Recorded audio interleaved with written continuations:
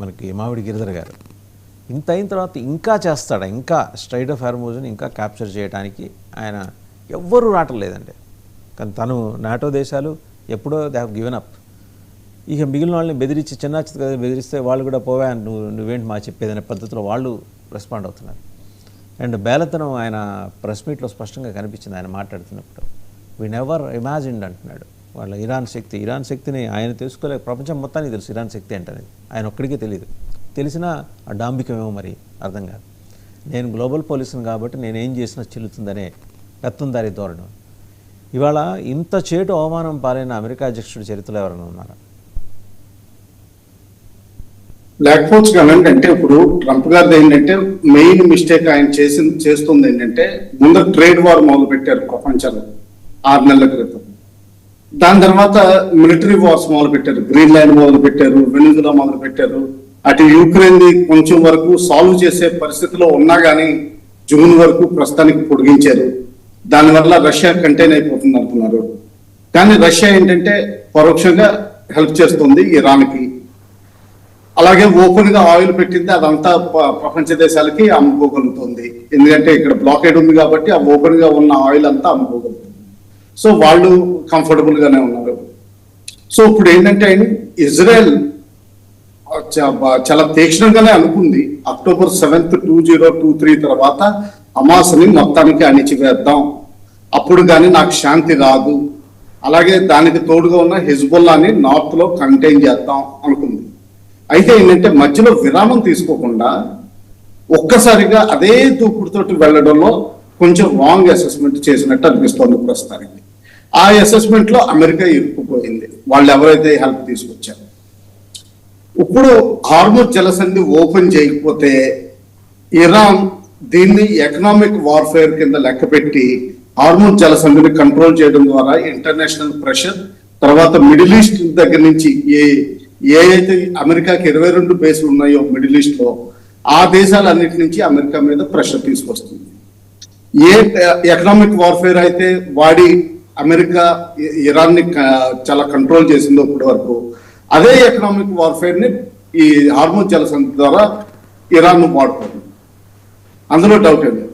ఇప్పుడు దాన్ని ఓపెన్ చేయడానికి కొన్ని మార్గాలు ఉన్నాయి. ఎందుకంటే పెద్దగా మైన్స్ పాతినట్టు కనిపించట్లేదు.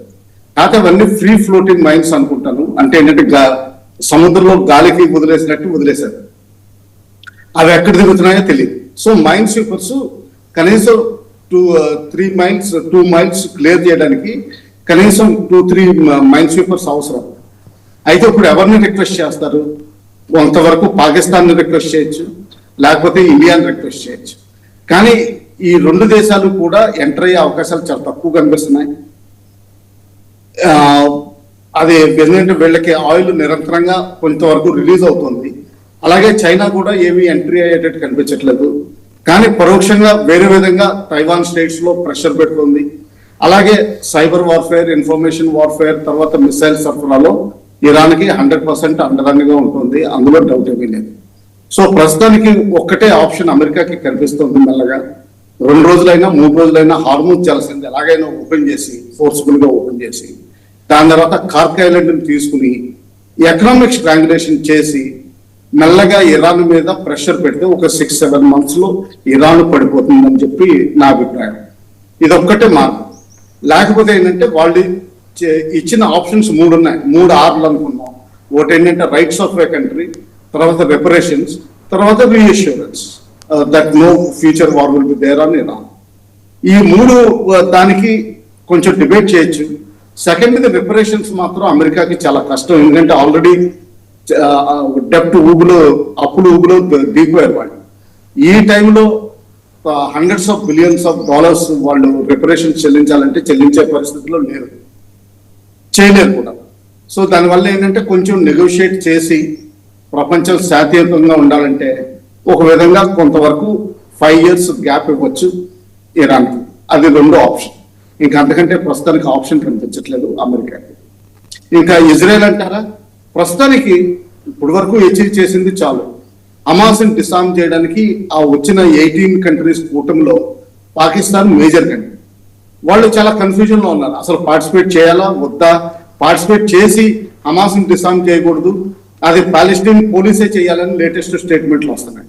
అంటే ఏంటంటే బేసికలీ వాళ్ళు వెళ్ళి డబ్బులు తీసుకుంటారు తప్పితే కానీ యాక్చువల్గా ఏం ప్రయత్నం చేయలేరు.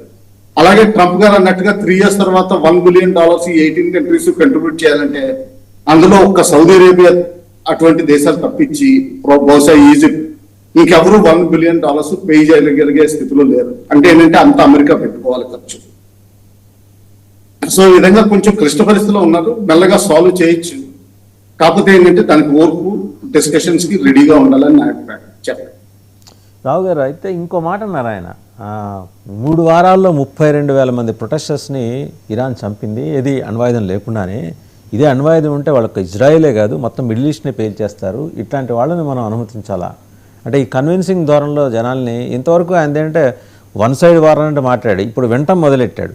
ఇంతవరకు ఆయన అడ్వైజర్స్ మరి మనకు కూడా ఉన్నారు, ఇక్కడ కూడా చాలామంది అలాంటి అడ్వైజర్స్. రాజు కనపడంగానే తాళం వేసేవాళ్ళు, ఆయనకు కూడా అలాంటి వాళ్ళు ఉండుంటున్నారు. ఇవాళ ఆయనకి ఒకసారి జ్ఞానం తలకెక్కినట్టుంది, బాగా కిక్కిరిసిన జ్ఞానంతో చెప్తున్నాడు 32,000 మంది నిరసనకారులను చంపారు. అంటే ఇరాన్ మీద ఒక రాంగ్ పోర్ట్రే చేద్దాం, ఇరాన్ని తప్పుడు పద్ధతిలో చూపిద్దామనే ప్రయత్నం చేస్తున్నాడు. బట్ చెప్పేవాడు సరైన మనిషి అయితే వినేవాడు నమ్ముతాడు, చూసేవాడు నమ్ముతాడు. కాదు కదా ఆయన సక్సెస్ అవుతాడు. కరెక్ట్, మీరు అన్నది కరెక్ట్. ఇరాన్ లో ఇంటర్నెట్ ఈ రోజు లేదు. సోషల్ మీడియా ఆబ్వియస్లీ ఇంటర్నెట్ లేనప్పుడు సోషల్ మీడియా కూడా జీరో. అక్కడ నుంచి ఇన్ఫర్మేషన్ ఏది రావట్లేదు. ఎప్పుడెప్పుడు కావాలని వాళ్ళు రిలీజ్ చేస్తుంది ఏదో కొంచెం మీడియాలో వస్తున్నాయి తప్పితే కానీ అవి కూడా ఏది ఆథెంటికేట్ ఎవరు చేసే పరిస్థితిలో లేదు. అందువల్ల 32,000 అనండి, 50,000 అనండి, ఏదన్నా కానీ ఆ నెంబర్ అంతా 1,000 పైన ఉండొచ్చు, బహుశా 1,500 ఉండొచ్చు. ఎస్, ఐఆర్జిసి చాలా స్ట్రాంగ్, స్టేబుల్ గా ఉంది, సెక్యూర్ గా ఉంది. వాళ్ళ దగ్గర ప్రస్తుతానికి మిసైల్స్ అండ్ యూవీస్ మాత్రం పుష్కలంగానే ఉన్నాయి. దాని పైన మోటివేషన్ విపరీతంగా ఉంది. ఆ మోటివేషన్ తోటి వాళ్ళు ఎక్కువ ఫైట్ చేసే అవకాశాలు కనిపిస్తున్నాయి. అలాగే వీళ్ళు ఇటువంటి యుద్ధం వస్తుందని ఎప్పుడో గ్రహించారు. దాదాపు 2 ఏళ్ల నుంచి అన్ని విధాలుగాను తయారుగా చేరుకున్నారు. డెవల్యూషన్ ఆఫ్ పవర్స్ ఐఆర్జిసిలో ఉన్న డిస్ట్రిక్ట్స్ అంటే మొత్తం ప్రావిన్సెస్ అనండి, డిస్ట్రిక్ట్స్ అనండి, ఏదైతేనే ఆ 31 డిస్ట్రిక్ట్స్ కి డెవల్యూషన్ ఆఫ్ పవర్స్ చేశారు. డైరెక్ట్ స్టైల్ ఆఫ్ మేనేజ్మెంట్ లోకి వచ్చారు. డైరెక్ట్ స్టైల్ ఆఫ్ మేనేజ్మెంట్ లో హై లెవెల్ మోటివేషన్ ఉన్నప్పుడు వాళ్ళు ఓడించడం చాలా కష్టం. థర్డ్స్ ని వాడుకుందాం అంటున్నారు, 4 దేశాల్లో ఉన్న థర్డ్స్. అయితే వాళ్ళు సముఖంగా కనిపించట్లేదు. సో ఏంటంటే ఓన్లీ బూట్స్ అండ్ గ్రౌండ్ కావాలి. దాదాపు 60,000 to 80,000 ట్రూప్స్ లేకుండా బందరా పాస్ పోర్ట్ తర్వాత కార్క్ ఐలాండ్ తీసుకోవడం చాలా కష్టంగా ఉంటుంది. కార్క్ ఐలాండ్ కొంతవరకు ఈజీ కావచ్చు, హార్మోన్ జలసంధి ఓపెన్ చేసిన తర్వాత. కానీ బందరా పాస్ తీసుకోవడం మాత్రం అది దాదాపు ఇజ్రాయెల్ హమాస్ తోటి హిజ్బుల్లా తోటి ఎలా ఫైట్ చేస్తుందో అటువంటి స్టేట్కి వెళ్ళిపోతుంది, ఇరుక్కుపోతుంది. అయితే అందులో ఏంటంటే చుట్టూరు కొండలు ఉన్నాయి, చాలా పెద్ద ఏరియా. బిల్డప్ ఏరియాలో ఫైటింగ్ అన్నది అమెరికన్స్ కి చాలా కష్టం, ఎందుకంటే వాళ్ళందరూ టెక్నాలజీ మీద ఎక్కువ ఆధారపడతారు. సో ఈ కొత్త యుద్ధ పోకడ ఏదైతే యూక్రెయిన్ వార్ లో కనిపించిందో, తర్వాత మన ఆపరేషన్ సింధూర్లో కనిపించిందో, మన ఆపరేషన్ సింధూర్లో అయితే మనకి ఇండియన్ బూట్స్ అండ్ గ్రౌండ్ చాలా బాగున్నాయి. మనం సటన్లీ పాకిస్తాన్ ని ఈజీగా హ్యాండిల్ చేయొచ్చు బూట్స్ అండ్ గ్రౌండ్, మనకున్న స్ట్రాటజీ. కానీ అమెరికాకి ఆ కెపాసిటీ ప్రస్తుతానికి కనిపించట్లేదు. అది తీసుకుని వచ్చేంత వరకు అది ఎలా తీసుకొస్తారని చూడాలి. లేకపోతే ఓన్లీ కార్గివ్ ఐలాండ్ తీసుకుని ఇంకా దాంతో ఎకనామిక్ స్ట్రాంగులేషన్ తోటి ప్రొలాంగ్ చేయాలి. ప్రొలాంగ్ ఎంతవరకు నడుస్తుంది, 1 year 2 years నడిచే అవకాశాలు చాలా కనిపిస్తున్నాయి. అటు యుక్రెయిన్ ఎలా నడుస్తుందో ఇక్కడ ఇరాన్ వార్ కూడా అలా నడిచే అవకాశాలు కనిపిస్తున్నాయి. ఈ మధ్యలో ఇంకేం జరుగుతుందో చూడాలండి. గిరిధర్ గారు, అమెరికన్ మిలిటరీ ఏమన్నా ఆయన ధోరణికి వ్యతిరేకంగా ప్రొటెస్ట్ని ఓపెన్గా చెప్పే అవకాశం